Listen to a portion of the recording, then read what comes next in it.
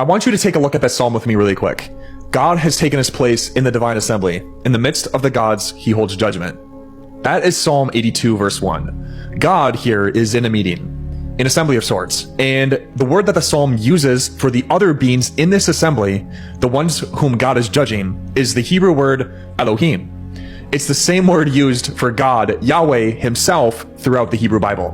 Now, that alone should be enough to make you take a second and say, well, that's weird. But it gets stranger, because just a couple verses later, it also says, I said, you are God, sons of the Most High, all of you. Nevertheless, like men, you shall die and fall like any prince.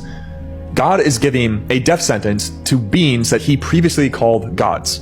Beings who apparently had some kind of authority. And evidently, whatever these beings or gods were, they failed at their job. And the psalm ends with a prayer. Arise, O God, judge the earth, for you shall inherit all the nations. God is going to inherit all the nations from someone or something that currently has them. Now, I want you to keep that psalm in the back of your mind for the entire length of this video, because by the time we're done, every line of it is going to mean something completely different to you than what it does right now. The prayer at the end of Psalm 82 is, I would argue, the thesis statement of the entire Bible. And you can only see that when you understand what the psalm is actually describing. Because what it's describing is something called the divine council. And the divine council is the operating system that the biblical authors were using, like the framework beneath the entire biblical text. It's the theological brains behind like the whole thing. And most people reading the Bible have never seen it before. I can say for certain and can guarantee you right now, and I mean this, after this video, you will never be able to look at the Bible the same way again.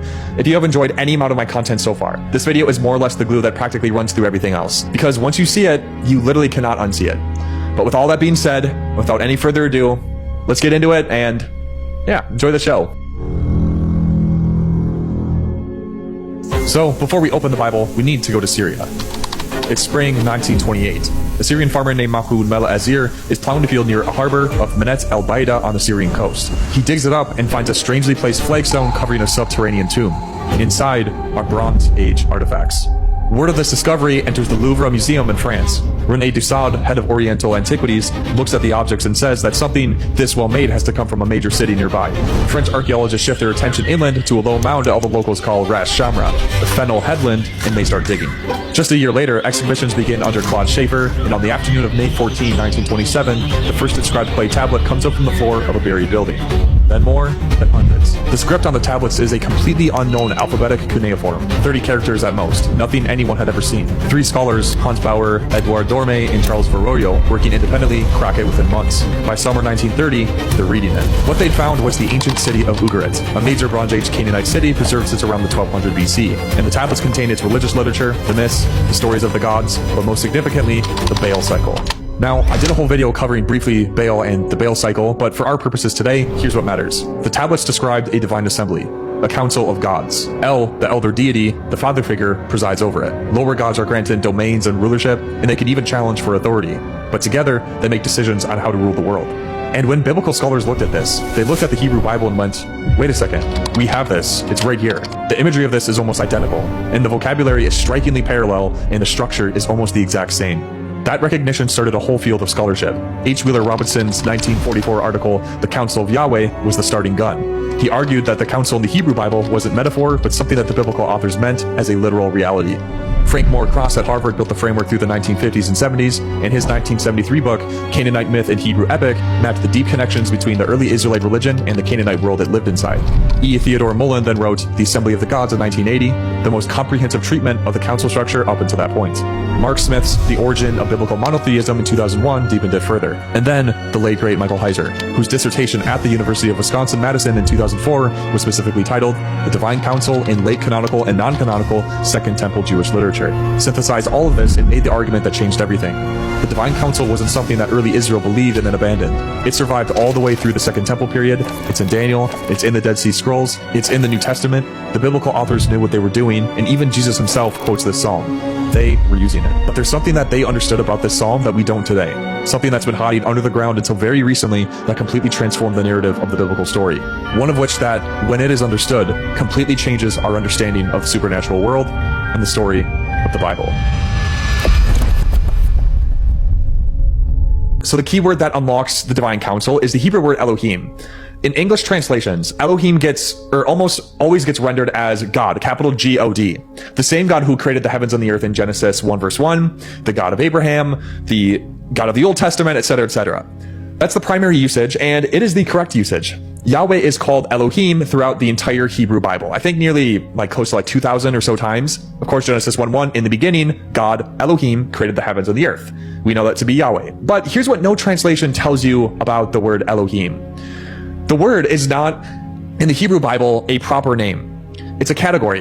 In Heiser's framework, which is so important for understanding this, is that Elohim is what scholars call a place of residence term. So it describes beings who inhabit the spiritual realm, not the physical world. And it gets applied in the text, in the biblical text, to multiple different categories of beings that are very different from one another.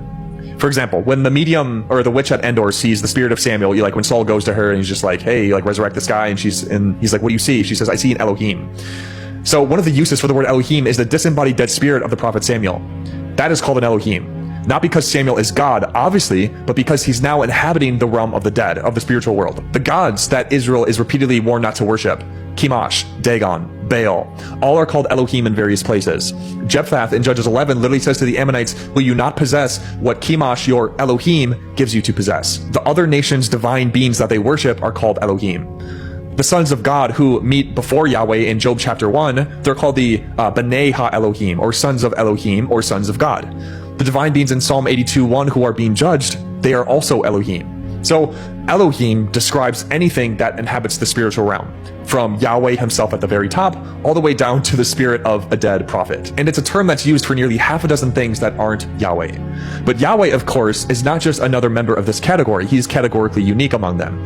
Obviously, he created the others, and he's the one who judges them. So he's not the first among equals here. He's the sovereign over the entire spiritual realm.